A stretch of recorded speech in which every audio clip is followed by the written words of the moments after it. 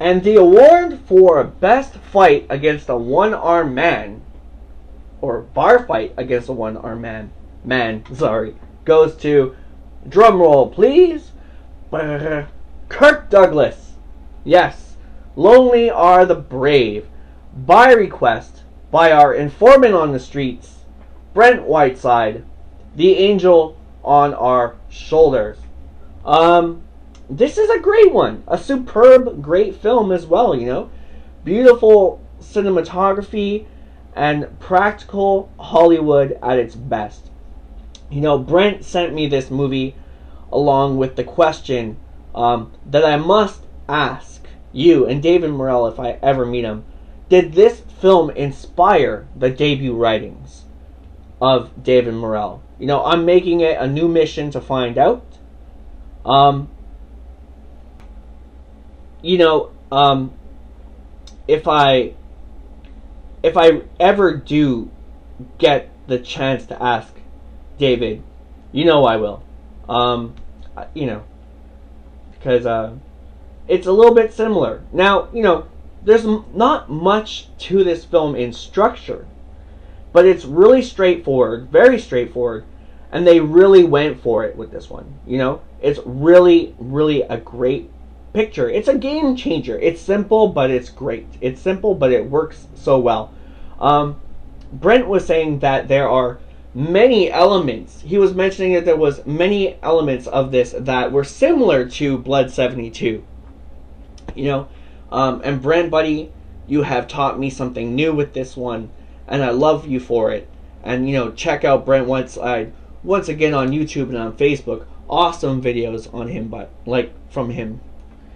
He's a great YouTuber and a great friend on Facebook. Awesome, just awesome videos. Now, some of the similarity this picture brings up, and I'm sorry for not having the time to go so in depth, but both book and movie have, you know, the lone seasoned drifter rolling into town, like a climax on a mountain, similar helicopter scene, but with the book goes a little more flip side evil. As well, you know, both have the tragic ending. Both characters live off the land. Even Blood 82 was supposed to star Kirk Douglas. And it makes me think of a thing I learned from the Drawing First Blood documentary. Douglas was supposed to play Troutman and insisted that Rambo die. And going as far as Douglas speeding away at the end of the movie in a car clad in headband, that he himself is Rambo. And in my opinion, he sort of was. So go check out Lonely Are the Brave.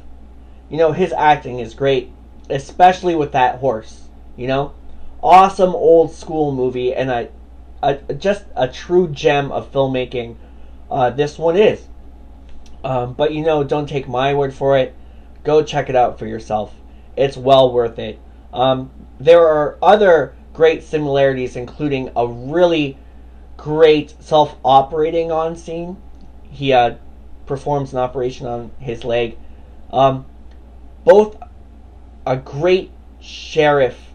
You know, both have a really great sheriff. However, I really don't want to spoil it for anyone. Like, I really do want you to go see this and make up your own mind for yourself. You know, like everything else great for any Rambo fan, you know, this is. Walter Matthau plays the sheriff in this, and he is just wonderful. And not at all like the Dennis the Menace, grumpy old man Wilson I must admit I thought I was going to see going in. You know, I think this is possibly his best performance. Probably the best one I've seen him in. Don't get me wrong, he does have some good comedic bits, but it's slight. You know, there's one with a dog, and it's, you know, him in the window, and it's pretty nice, pretty funny. But he's gracefully serious in this one, and he's just a joy to watch in every moment that he's on the screen, you know, in this movie. So, Kirk Douglas is really great here too. Especially, I love his relationship with his horse.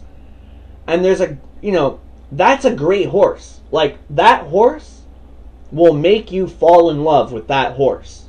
That horse is fantastic. Such a great show business bred horse. It's such an enchanting creature.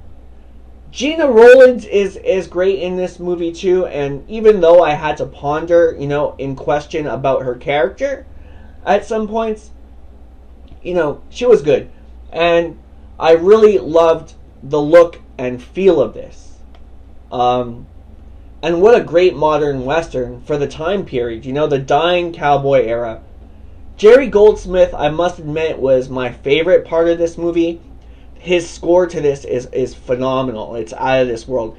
And, even though we've heard tons of Goldsmith in the past, all the hundreds of films he scored, this one is, standalone.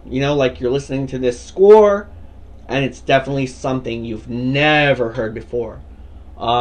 Dare I say it's a little Ennio Morricone, but it really is original.